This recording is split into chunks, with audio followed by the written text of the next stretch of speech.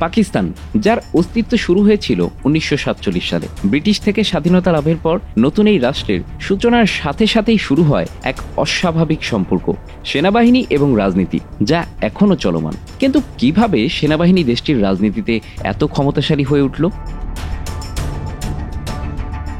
রাজনৈতিক বিশ্লেষকরা বলছেন, ব্রিটিশ শাসন থেকে মুক্তির পর পাকিস্তানের রাজনৈতিক কাঠামো ছিল দুর্বল। অন্যদিকে দেশটির সেনাবাহিনী ছিল একটি শক্তিশালী প্রতিষ্ঠান, কেননা এটি ব্রিটিশ ভারতীয় সেনাবাহিনীর একাংশ নিয়ে গঠিত হয়। 1956 সালে পাকিস্তানের প্রথম সংবিধান প্রণীত হলেও এটি কার্যকরী হয়ে উঠতে পারেনি। রাজনৈতিক দলগুলোর মধ্যে দ্বন্দ্ব এবং ফেডারেল সরকারের সঙ্গে প্রাদেশিক সরকারের সম্পর্কের টানাপোড়েন ছিল। এতে রাজনৈতিক অস্থিরতা বাড়ে এবং সরকারের প্রতি সাধারণ মানুষের আস্থা কমে যায়। এই পরিস্থিতিতে 1958 সালে পাকিস্তানের প্রথম সামরিক শাসন শুরু হয়। তখনকার প্রেসিডেন্ট আইয়ুব খান সেনাবাহিনীর প্রধান হিসেবে ক্ষমতায় আসেন। তার নেতৃত্বে পাকিস্তানে প্রথমবারের মতো সেনাবাহিনী পুরোপুরি রাজনৈতিক ক্ষমতা গ্রহণ করে। এরপর থেকে সেনাবাহিনীর রাজনৈতিক প্রভাব বৃদ্ধি পেতে থাকে।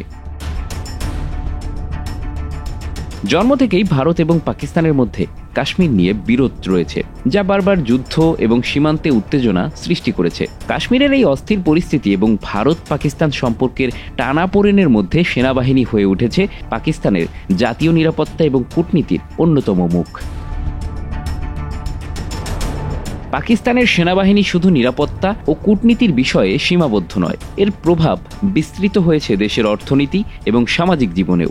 সেনাবাহিনী বিভিন্ন ব্যবসা, শিল্প এবং নির্মাণ ক্ষেত্রেও ব্যাপক অংশগ্রহণ করে। সেনাবাহিনীর এই ব্যবসায়িক কার্যক্রম রাজনৈতিক শাসনেও তার প্রভাব ধরে রাখতে সাহায্য করেছে। পাকিস্তানের রাজনৈতিক দলগুলো, বিশেষত পাকিস্তান মুসলিম লীগ এবং পাকিস্তান পিপলস পার্টি, শুরু থেকেই নিজেদের মধ্যে ঐক্য প্রতিষ্ঠা করতে ব্যর্থ হয়েছে, যা রাজনৈতিক অস্থিরতা এবং ক্ষমতার লড়াই সৃষ্টি করেছে।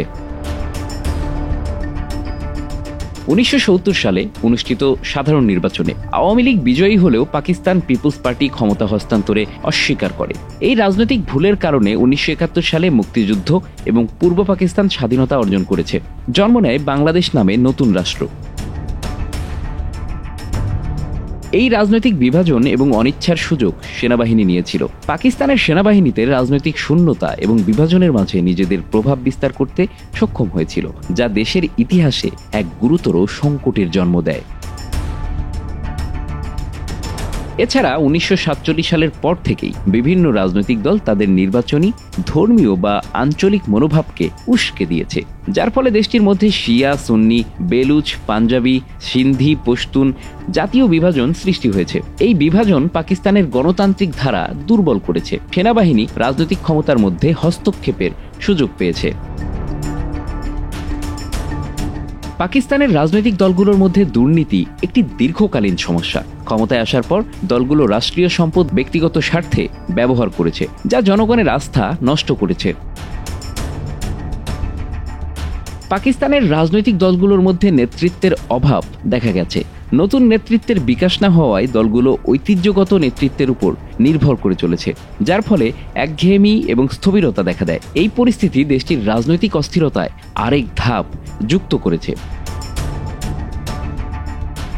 পাকিস্তানের রাজনৈতিক দলগুলো মাঝে মাঝে সামরিক শাসনকে সমর্থন করেছে বা নীরব সমর্থন দিয়েছে, যা পাকিস্তানের গণতান্ত্রিক ব্যবস্থাকে বিপর্যস্ত করেছে। সেনাবাহিনীর শক্তিশালী প্রভাব দেশের রাজনৈতিক কাঠামোকে দুর্বল করেছে এবং গণতন্ত্রকে ক্ষতিগ্রস্ত করেছে, যা এখনও চলমান আছে। Bangla affairs news desk.